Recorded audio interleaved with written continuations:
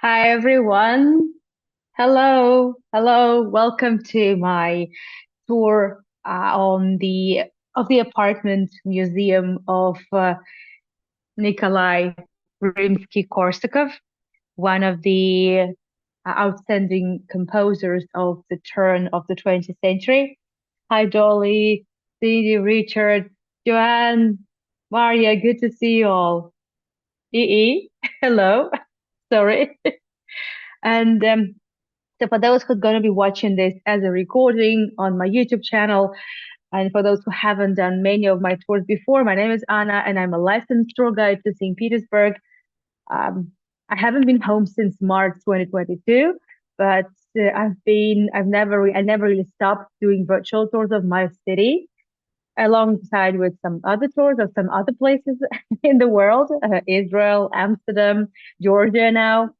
So here I am, and thank you so much for joining this tour. I know that normally business days are less feasible, and I choose very niche tours, very specific tours.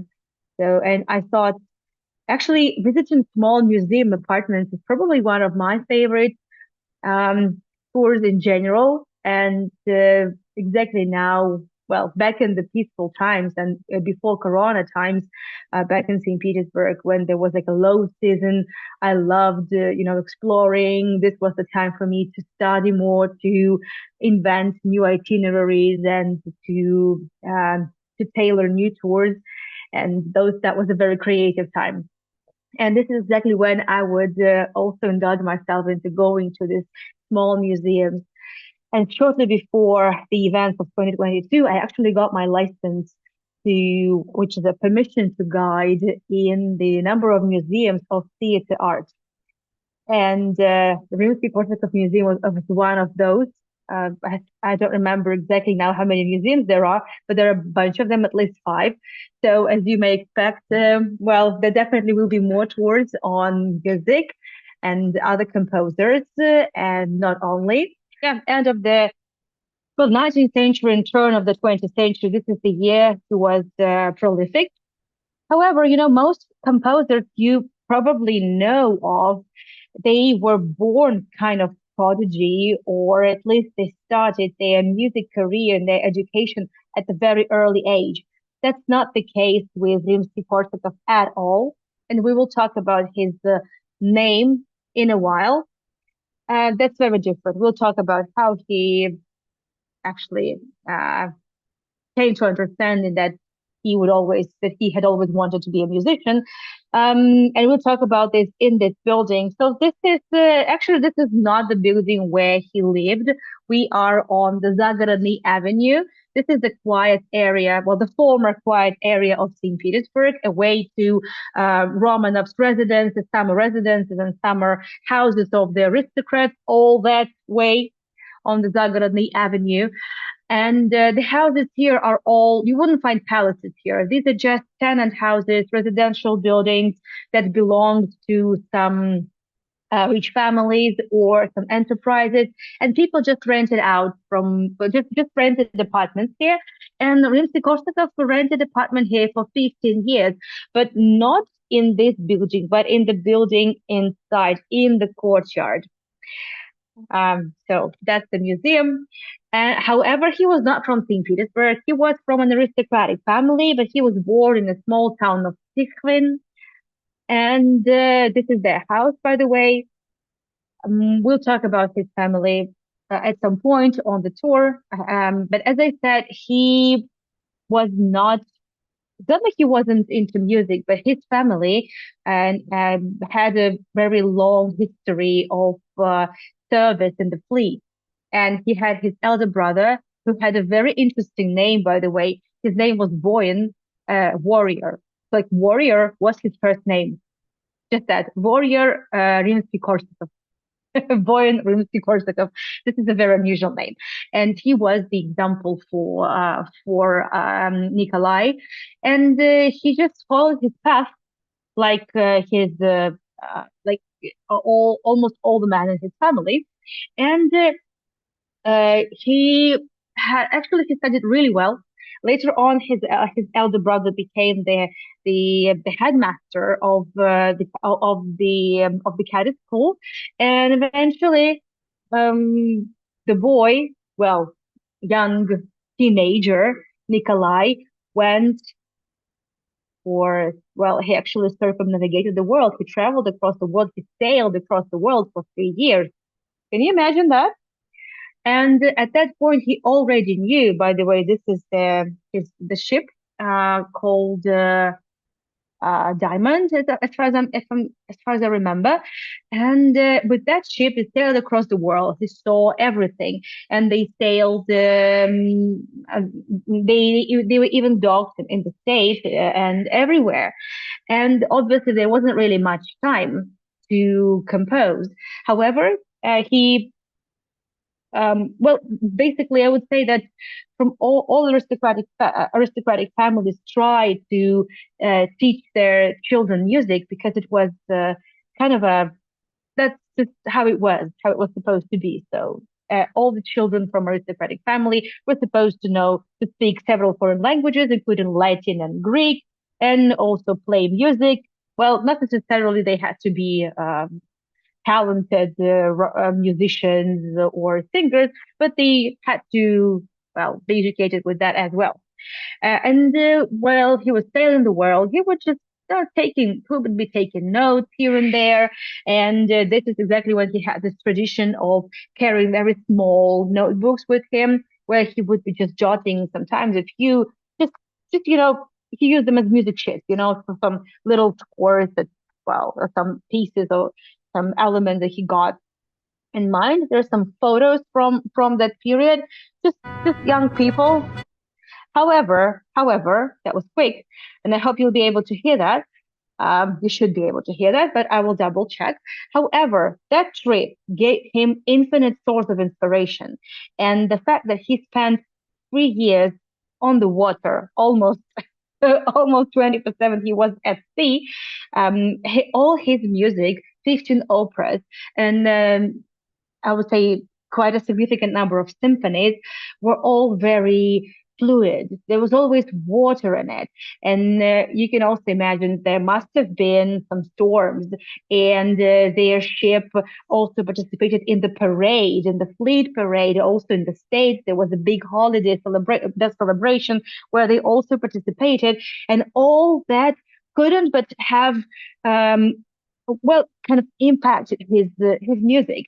And the very first symphony that he created after he returned and, well, informed his family that he had chosen a different path would be the first symphony. And I think there is so much, like, as you listen, um, I guess, well, at least for me, I can really picture the waves, the wind, and the storm, and then the lull in the end, and then how changeable the sea is. Well, let me know afterwards what you think.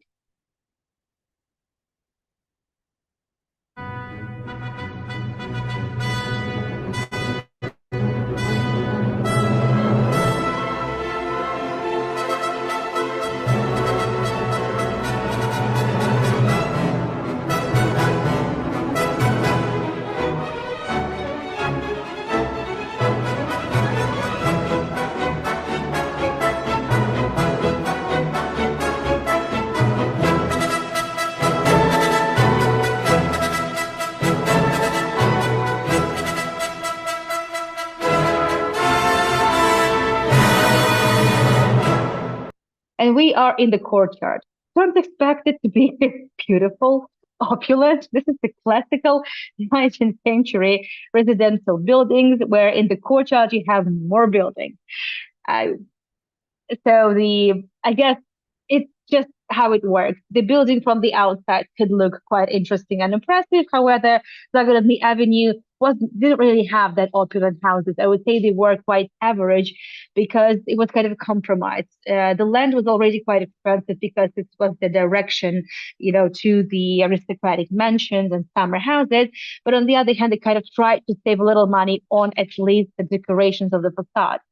So that's why it was kind of a compromise, and it wasn't a very expensive. I mean, it wasn't a very cheap housing anyway, and the backyards would always look just normally yellow walls, and this is not really the worst condition of the building for sure. And there's even some decorations. There is a children's playground. It's all designed as a chessboard, and also the windows, which, by the way, I don't remember. When I was there, I just don't remember seeing that. Who knows? And exactly in one of those buildings, in the courtyard, Rimsky-Korsakov lived. Again, nothing special about it, but exactly in this apartment, he created some of his most outstanding operas and other music pieces. And also, this is the apartment that was visited by all the other Russian composers of that time you can think of. Stravinsky, Scriabin, numerous. Some of them you also probably don't really know, or Fyodor Shalapin, the opera singer. And again, something that also is a little bit odd. I've just kind of split things up over here. This is not the opulent master staircase, right? This is the black staircase, the service staircase. However, this is not how things used to be. Because after the revolution, this apartment was turned into communal apartment, and there was no museum. The museum will be open in 1971, and I will also explain the story of how eventually that happened. But when the museum reopened, this is what the descendants were able to get. However, what we're going to see inside is part of the original apartment that the family had. Not all the rooms are available just for a visit, but everything we see in the apartment are the original belongings of Rimsky-Korsakov and his family. So I guess I'm okay with that. I'm okay going with the service staircase. Totally fine. Even the business cards on that table, this was a tradition back then. So whenever any guest came in, it was accustomed to leave the business card as a hello, or well, as a just kind of a remembrance of a visit, or some memory of a visit or something. So even the business cards are original. But I don't have a good photo of that or a video.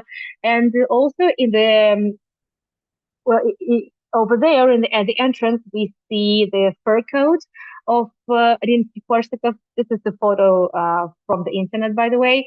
And I also added some photos from my camera roll. But when I was studying there for my license, this is the last time I visited the apartment in 2019, I believe.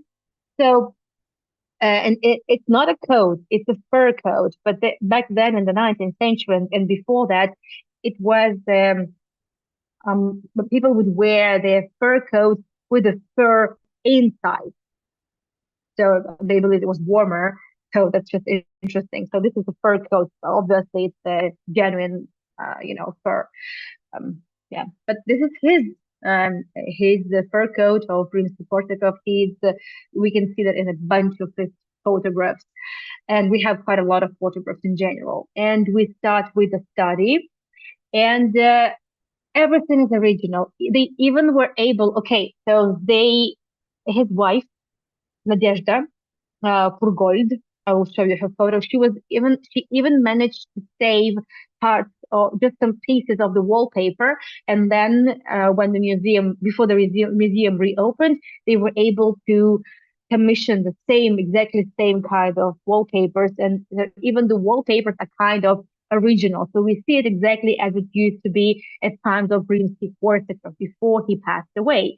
And you can see that there are two tables. That's because at that table sat his wife Nadezhda Purgold. This is her maiden name, or Rimskaya-Korsakova, and she was a virtuoso piano artist. She she could write music sheets. She could play the music just like immediately after she heard it, or as she listened to it.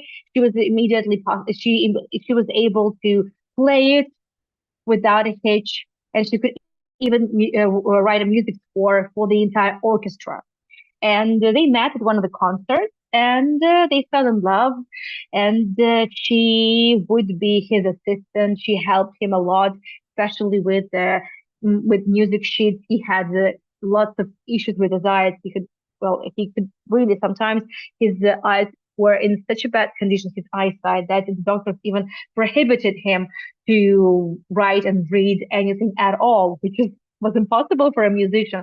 So Nadezhda was always there to help him out, and she also was the, I would say she kind of was a co-author to most of his operas. And the very first opera that they worked on together was exactly not the mating period, but when they were still newlyweds. And well, this is the story. It's called Kovityanka, um, his first opera. I've also included very, very, very short summary of what the opera is about. So it's a struggle of the Pskov people. It's just the history. Pskov is not far from St. Petersburg, but it's way older than St. Petersburg, and they had always been, God forbid, lots of wars, because it was a very important region, and it goes to the times of Ivan the Terrible, which is the 1700s. So you see the story. It centers on Princess Olga, who discovers that she's Ivan's illegitimate daughter, and her tragic attempt to save her people from destruction culminated in her death during the siege. Well, speaking of Ivan the Terrible and all those atrocities of that period, Misha is now working on two tours about the Rurikovich dynasty. So hang on a little. In a week from now, Misha will get back on his um, tours.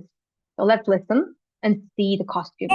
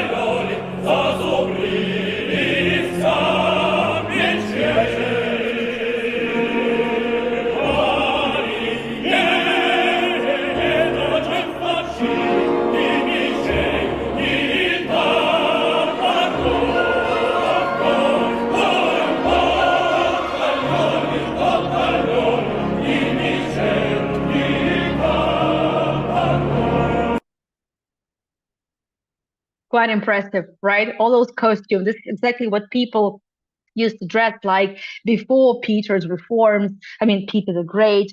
So, and Rimsky-Korsakov in general, he kind of felt that Russian culture, Russian history, Russian mythology and tale was exactly the subject he always wanted to explore and create around. So he created his music pieces around, and that was just the beginning, which was an immense success. They managed to attract the best costume designers, and that was the period also at that time, mid 19th century, when the historism was in its full swing. In the world, in Europe, they would go back and reassess, reapproach the Middle Ages and the Knight Tales and all those type of stories, Crusaders period as well. And in Russia, it was like, well, Russian history and the times before Peter the Great. So yeah, exactly at this table, Nadezhda Purgold or Nadezhda Rimskaya-Korsakova would sit and work on the music scores and many other things. Obviously, there are photographs. They had 5 children together. By the time they moved into this apartment, which was the end of the 1880s, they lived here in for 15 years. Rimsky-Korsakov lived in this apartment. He passed away here. After that, his wife lived for another 10 years in the apartment. And by the time they moved in, their elder son had already lived separately with his family, if I'm not mistaken. And then the 4 other children lived in this apartment. Well, not all of them were born at that time. So that's why there are photographs of family members, photographs of brother of Rimsky-Korsakov, his wife, family. And well, by the way, it was very happy family in general, very happy family. And despite Rimsky-Korsakov being incredibly busy, he always found time to teach his children music and play with them. And two of his children died in quite an early age, at around 3 and 5. So the two last children that they had, and that was a huge blow. So his life wasn't always a bed of flowers. That's for sure. This is the photo of Rimsky-Korsakov by his table, by his desk, and at this desk we can also find photographs of the family. This is the photos from the website of the museum. This is Nikolai and Nadezhda, his wife. One of the two of the glasses that he had, and sometimes he would even wear two glasses because this is how bad the things were. And over there you can see small notebooks. So these are exactly the notebooks that he would have starting from his, his fleet period, because she would always say that Muse is such a rare guest. So whenever she visits you, you need to jot everything down. And this is where he would, this is exactly what he would do. And also on the table, there are books, lots of books. And by the way, this portable clock, it's his mother gave it to him. His father would always take it with him when he traveled and when he sailed. So this is the kind of the family heirlooms in a way.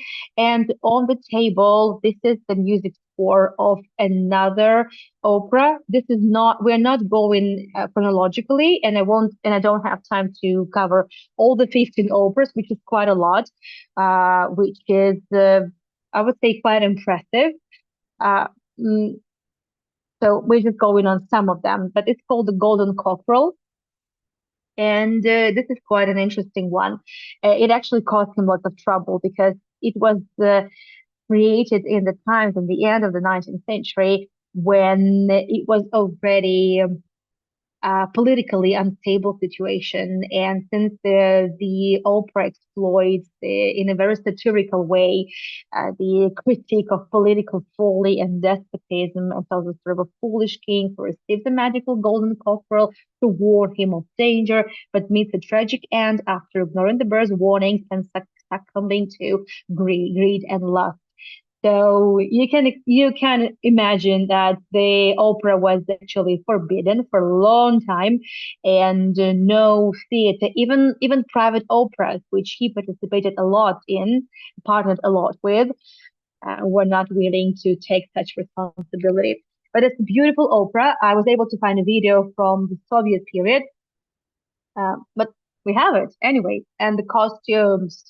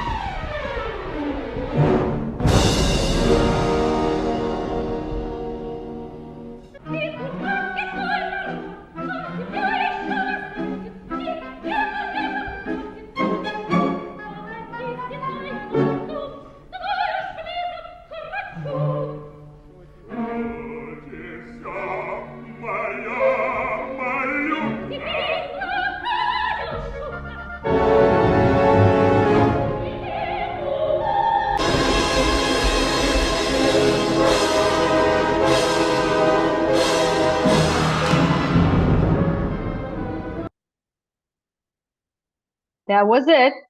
So that was the Golden Cockerel. So uh, even the candle, that's exactly the last candle that Rimsky-Korsakov ever lit in his life. There is a pencil, there's a small pencil, and so everything, and it's put exactly in the same spot because Nadezhda asked his son when Nikolai passed away. She asked her son to take photos of every corner of the apartment. So that's why even the pencil is left in the same spot where Nikolai left it before he passed away. Another opera, which is my favorite of Rimsky-Korsakov is Sadko. It's about the heroic gusli player. I will explain what a gusli is in a minute. A merchant who seeks adventures and fortune. He sails all over the world. Sails again. So it's the sea, mixed in myth and reality. It follows his journey to the underwater kingdom. He encounters with magical beings and his eventual return to his homeland of Novgorod, where he finds love and reconciliation. So, so it's just absolutely mesmerizing. You should actually see the whole thing. And gusli, what is gusli? This is the traditional old Slavic instrument. It looks like that. So you have to like pluck it, and it sounds a little bit like harp. So it's kind of a Slavic kind of a harp. That's how it would be played. So let's just see a short episode.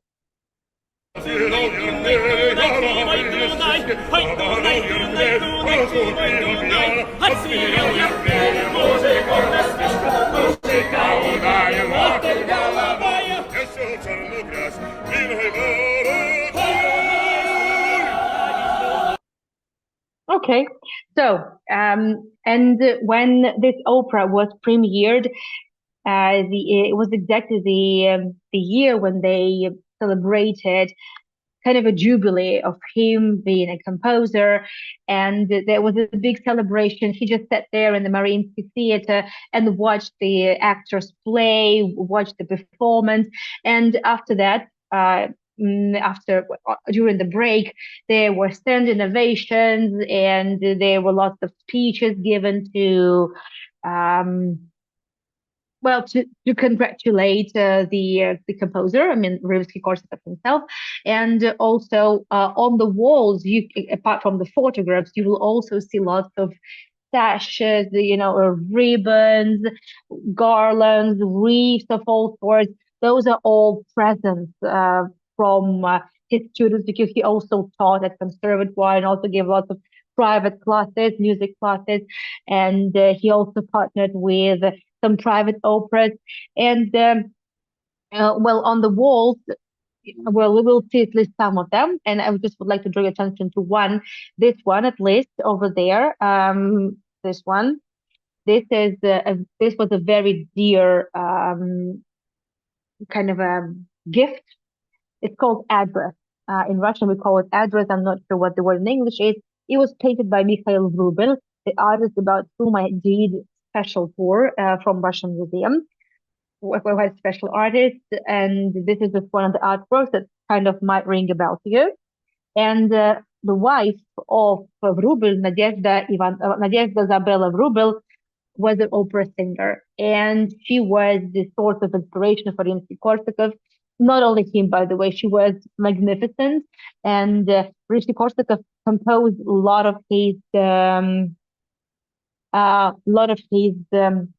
operas were were written exactly for her, so she would sing uh, the main part in it, the main role. So. I would say, but this was, well, as I said, she was the star of private opera, and she was kind of, I would say, more than just a Broadway singer. No, no, no, more than that. So it's high quality operas, like La Scala style, the Bolshoi style, Mariinsky, this type of stage. But she was also incredibly popular in general, just like Broadway artists would be. So that's kind of interesting combination. The floor original is not original, however, because the past is the communal apartment. So the floor is not original. Other than that, as I said, everything. And welcome to the drawing room. You see the piano here, the original piano that belongs to the family and Rimsky-Korsakov himself. And everything you see on the walls, well, by the way, this is a photo taken in the same room just by the piano. By the way, this is Stravinsky, just in case, right? He was a frequent guest, and he also studied with, he was a student for a short period of time, as well as many other stars of those days visited the apartment. And it was normally the guests would gather on Wednesday, so it was called Rimsky-Korsakov Wednesday, and the neighbors who live in the same house playing you or who lived next door, and they knew about the Wednesdays, and they knew that the creme a la creme would be visiting their house every Wednesday, and normally the people living in the entire house would be coming to the apartment of the people living around, like behind or under, or so they could listen for free concerts of Fedor Shalapin. Fedor Shalapin is he was the world class opera singer, and many others. So imagine, they were singers there. Imagine Adele coming to your neighbors and singing just free of charge. That's exactly how it felt back then. Well, kind of. This is another present from his students. And this is also another present. It looks like many presents are designed in this old neo-Russian style. Obviously, this is a new old Russian style, Slavic style. But that's because this is exactly what his operas were, right? As I said, so he always created something around Russian, folk tales and history. So, and this is this is just you know the greetings and the gratitude from his students, but it's all designed and it's even written in old Slavic language, by the way, so I cannot read all of it. Some letters are kind of a mystery to me, even though I did study old Slavic, but no use. I still remember better like the old English and Beowulf rather than the old Slavic tales. Anyway, which is not good probably. So the Becker piano. There are some music score from just from his studies, but originally, and as I remember, there was another music score always on this piano about the Snow Maiden, and exactly when playing this piano, there was a premiere of the Snow Maiden opera before it went to the Mariinsky stage and also stages of opera theaters all over the world. It was premiered here, the Snow Maiden. I think the story is quite familiar. Magical opera based on Russian folklore. It tells the story of Snegurочка, or Snow Maiden, the daughter of spring and frost, who wishes to experience human love, but tragically melts when she discovers it, as her icy nature cannot endure the warmth of true emotion. So I guess that's very sad. Let's see.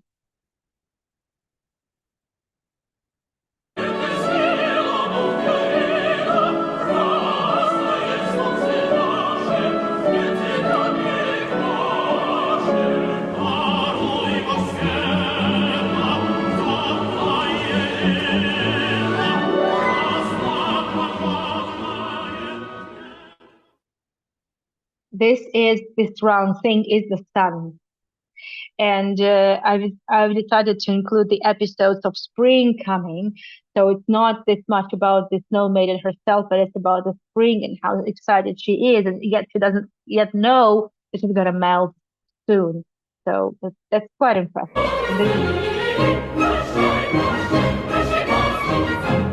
By the way, this is the celebration called Maslenic. This is the festival greeting the spring. Okay, now I'm gonna shut up.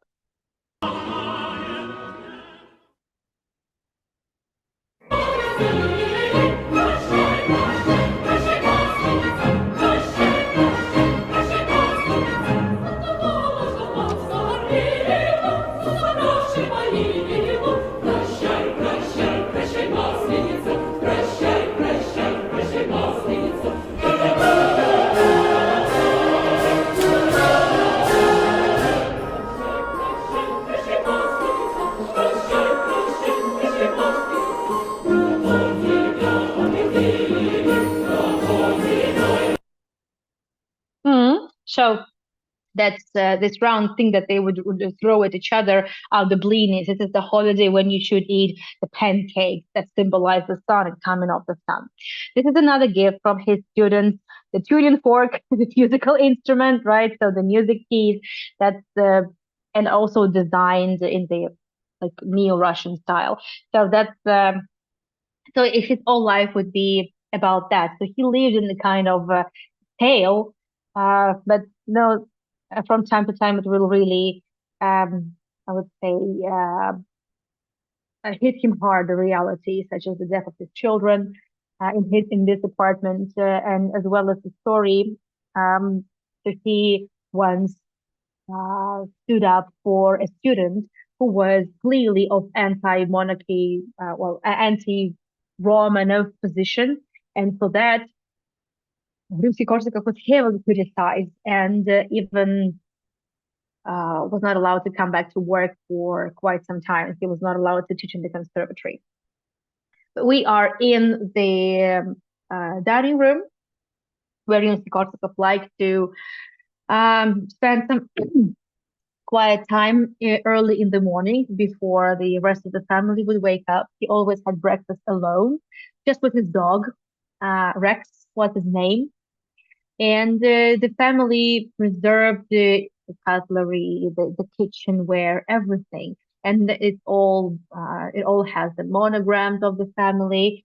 And that's the serving that they would normally have for for some family gatherings. This is 1894, the year when it was engraved. Maybe it's a gift or a date of purchase. I don't know. And also after breakfast, he liked to have 2 cups of coffee. He was the coffee maniac. And whenever he had his coffee, he would sip it with great pleasure and thank God. This is just I read in some of the books.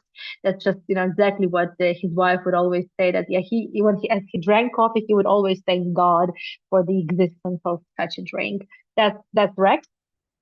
Just some photos taken from the internet, and this photo taken by the house exactly where Rimsky-Korsakov lived, and. The family has these 2 coffee pots, and the furniture is original. Everything is original, and also the original are the portraits of the ancestors. So Rimsky-Korsakov is quite an unusual name. Actually, it comes from a the family member called Korsak from Czech descent.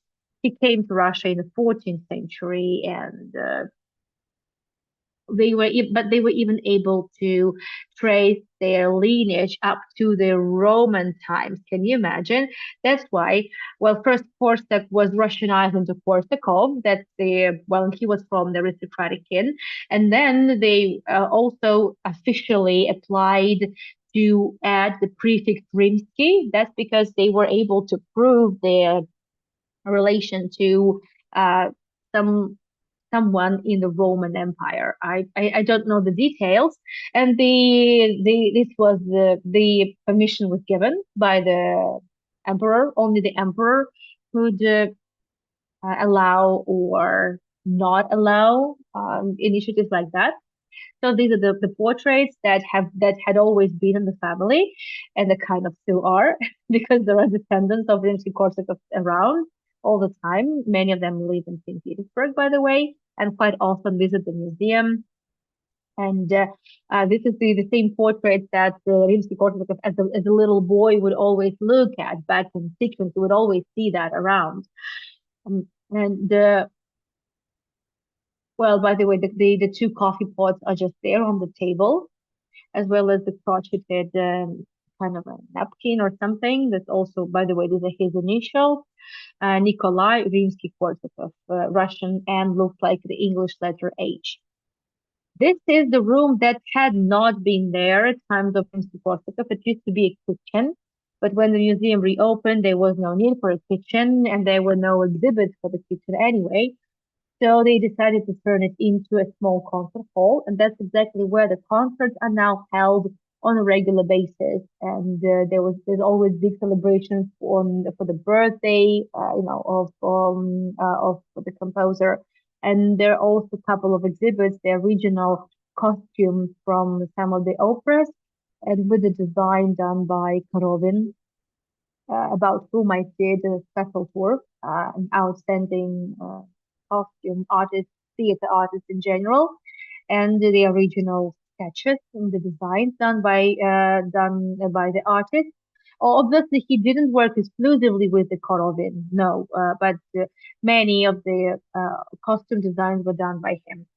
There are lots of photographs left, some documents. Some exhibits, by the way, would be given also later on, such as from some other collections, from private collectors, from the lineage of Nadezhda Purgold. She was also from of a noble descent. So in this room, there is a bit of the interactive exhibit, and also the collection of photographs taken in this apartment. Some signatures, and this is the golden quail that was given to him by. It was a present. It was given to him, and it used to be actually on his desk. And these glasses, they also belong to Rimsky-Korsakov. These are also some of those notebooks that he kept by his side all the time to just jot, some notes down whenever his muse dropped by. And from here we can also see the study once again. And so that's the address by ruble that I was talking about.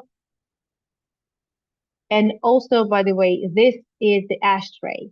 Rimsky-Korsakov was an avid smoker. He could smoke up to, just listen, up to 75 cigarettes per day. Can you imagine that? So, but he was also extremely productive. So his day would start at around 6 in the morning. He would have breakfast alone, and then he would be working till 12. Then he would have lunch with the family. Then he would go to work to the conservatoire, and then to the private classes that he had, or his students would be coming to classes with him. And then dinner, and then time with the family, and then time to compose more music and work on some music sheets or whatnot. By the way, this is an interesting exhibit. This is an interactive exhibit. This is the piano, and there are lamps attached to it. So he was kinesthetic, and every um, color had a certain music associated with it, and vice versa. And I don't have a video of that, but I remember doing it myself. Anyone can play this and see exactly and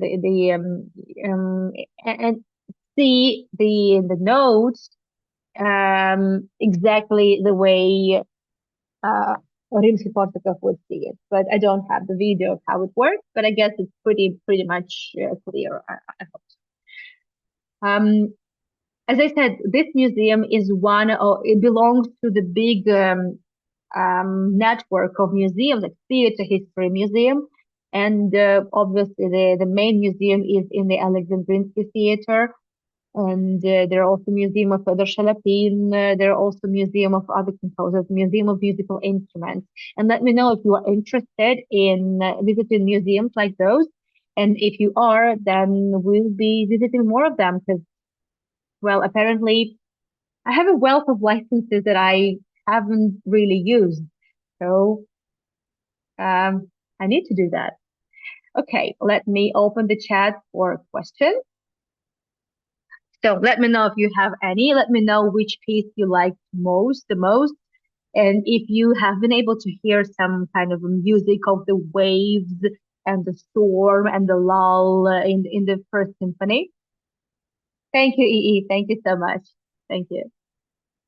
This this is quite curious, and this is something quite different. It's a change from big palaces. Right now, as you know, I've started the series of tours on the castle, Michael's Castle, which is not that opulent, but the scale is quite impressive. And then I've just finished with the Peterhof with virtual tours, and starting from December, I'm doing Catherine's Palace with Amber Room and the park, and so and this is quite a change. I'm not a big fan of big. I mean, I love Hermitage. I love big museums such as the Louvre, but I also like very small museums. And sometimes there's a whole world in just a couple of rooms. So, yeah, if you're interested, then definitely I could do that. Thank you, Dolly. Anything related to art, music, museums. Okay, Dolly. And yes, by the way, also there are a couple of museums related to ballet, which I'm sure you would appreciate. And not only you. Quaint museums are beautiful, that's true. Thank you, Dolly.